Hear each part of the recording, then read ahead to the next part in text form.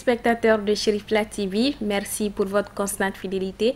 Mesdames et messieurs, bonsoir et bienvenue dans ce journal. Commémoration du 18e jour du mois Zul Hijja par l'association Ahlul Bayt du Mali au Centre culturel islamique d'Amdalaï. C'était le mardi 20 septembre en présence de plusieurs responsables de l'association. Reportage Bourama Diara, Mohamed Sidibé avec la voix de Tata Touré. Le 18 du mois Zul Hijja marque la désignation d'Ali par le prophète Mohammed, paix et salut sur lui, comme son successeur calife après son décès. Cet ordre divin a été annoncé aux musulmans par le prophète au retour de son seul et dernier pèlerinage dans un endroit appelé Gadrikoum. Depuis cette annonce par le prophète, ce jour est considéré par les chiites comme un jour commémoratif. Je pense qu'à l'occasion de cette cérémonie, nous avons organisé Gadrikoum, c'est-à-dire pour commémorer, c'est-à-dire le dernier sermon du prophète Mohammed sallallahu alayhi wa sallam, lorsqu'il a fait son dernier pèlerinage, parce qu'il n'a fait un seul pèlerinage. L'idée, c'est pour effectivement, c'est-à-dire rassembler tous les musulmans sur l'unité de l'islam, parce que comme vous le savez actuellement au Mali, c'est-à-dire avec le terrorisme qui sévit, c'est-à-dire au nord de notre pays. Donc ça veut dire qu'il faut quand même qu'on ait une unité, une vision islamique. Et cette vision islamique, ça ne peut être que l'unité, c'est-à-dire dans la main. C'est-à-dire qu'il ne faut pas que les gens aient une divergence d'idées par rapport à l'islam. C'est-à-dire l'islam, c'est-à-dire condamne le terrorisme. Effectivement, l'association Ahlul Bayt, c'est-à-dire a d'autres programmes qui n'est pas sur le plan religieux.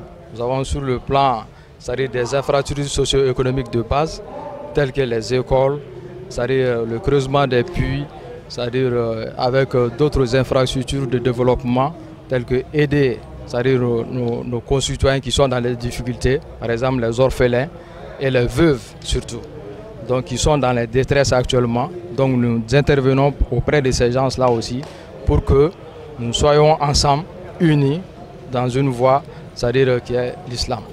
Cette cérémonie a été marquée aussi par la présence des chanteurs zikr. La cérémonie a ainsi pris fin par des bénédictions pour que la paix règne entre tous les musulmans du Mali. La mythique porte de la mosquée de Sidi Yahya de Tombouctou est désormais restaurée et réinstallée pour le plus grand bonheur des fidèles musulmans. À titre de rappel, il y a 4 ans, cette porte secrète de la mosquée Sidi Yahya avait été détruite par les djihadistes au nom de la lutte contre l'idolâtrie. Elle a été restaurée entre avril et août dernier, notamment grâce à un soutien de l'UNESCO. Commentaire Amadou Diara. C'est au cours d'une cérémonie officielle que la porte secrète de la mosquée de Sidi Yahya dans la cité des 333 saints a été entièrement réinstallée en ce début de semaine. C'était en présence de plusieurs notables et habitants de la ville. En plus des autorités communales présentes sur le site, assistait également à cette cérémonie l'adjointe du chef de la mission de l'ONU, l'ambassadeur de l'Union européenne ainsi que le représentant de l'UNESCO qui nous livre ici ses impressions. Aujourd'hui, ce retour de cette porte secrète, qui est un symbole important de Tombouctou, montre que la ville est en train de retrouver tous ses repères. Détruite en 2012 par des djihadistes, cette porte fait partie des édifices religieux, essentiellement des mausolées de saints musulmans, démolis au nom de la lutte contre l'idolâtrie remise à neuf sous la supervision de l'UNESCO. Des prières musulmanes ont été récitées lors de la restauration de cette porte de la mosquée de Sidi Yahya, considérée comme le saint patron de Tombouctou. C'est tout un symbole qui a été détruit sous les regards impuissants devant de nombreux musulmans qui se rappellent aujourd'hui encore ces actes barbares, nous explique le président du conseil communal de la jeunesse de Tombouctou. On était là avec des barbares, on était là avec des gens sans loi, sans croyance, qui se réclament de l'identité de l'islam. L'un des auteurs de ces actes, le Touareg malien Ahmad Al-Faki Al-Madi, est actuellement jugé pour destruction de patrimoine culturel par la CPI, Cour pénale internationale, dont le verdict est attendu le 27 septembre prochain. Selon l'UNESCO, la porte secrète de Sidi Yahya, la seule à faire face aux couchons, a été restaurée par les artisans menuisiers entre avril et août 2016. Après 10 mois de détention, ce sont 7 proches d'Ama Amadou, arrivés second à la présidentielle de mars, à avoir retrouvé la liberté ce dimanche 18 septembre. Il leur avait été reproché, selon leur parti, d'attroupement armé et non armé. Amadou Diara. Parmi ses opposants libérés, l'ex-ministre de la Santé Zoumana Sanda, qui avait été écroué avec 6 de ses camarades le 14 novembre 2015, jour du retour à Niamey de l'opposant Hama Hamadou.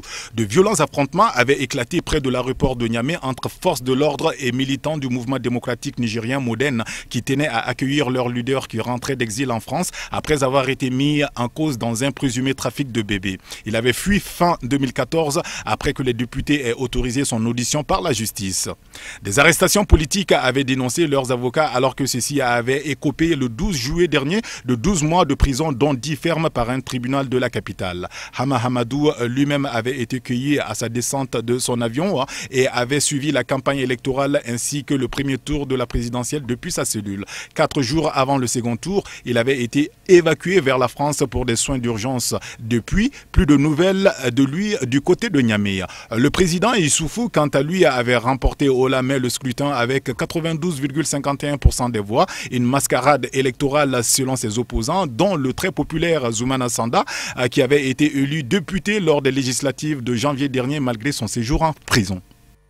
17 personnes tuées lors des affrontements ayant éclaté lundi à Kinshasa entre la police anti-émeute et l'opposition congolaise, qui évoque quant à elle près de 50 morts pour amplifier la mobilisation.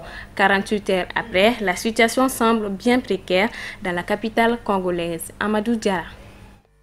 17 personnes ont été tuées lors d'affrontements entre des policiers et des sympathisants de l'opposition qui manifestaient à Kinshasa, en République démocratique du Congo, RDC, contre la volonté prêtée de l'actuel président de la République de prolonger son mandat au-delà de la limite prévue par la Constitution.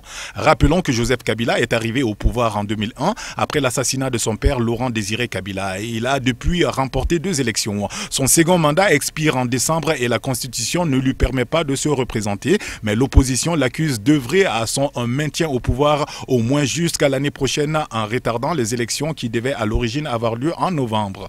Si nous sommes aujourd'hui dans la rue, c'est parce que du point de vue constitutionnel, le mandat du président actuel est arrivé à sa fin. C'est-à-dire son préavis commence aujourd'hui jusqu'au 18 décembre et le 19, ça sera la passation du pouvoir. Ce n'est pas bien. On doit chercher à manifester pas comme ça. Ils sont en train de détruire notre pays, ce qu'on avait construit, ils sont en train de détruire ça. Là, nous ne sommes pas d'accord avec eux. Selon le bilan fourni par un porte-parole du ministère de l'Intérieur, 3 des victimes sont des policiers et les 14 autres des civils. Le gouvernement avait dans un premier temps fait état d'un bilan de 4 morts, dont 2 policiers pour cette manifestation à laquelle ont participé plusieurs milliers de personnes. La marche a été annulée immédiatement lorsqu'on commence à tuer des gens, lorsqu'on commence à incendier des stations-service, lorsqu'on commence à piller des banques. On ne peut plus parler de marche. C'est une atteinte grave à l'ordre public. Ce sont des crimes qui sont en train d'être commis. Ce sont des gens qui n'avaient à aucun moment eu l'intention d'organiser une manifestation pacifique, comme ils l'ont dit.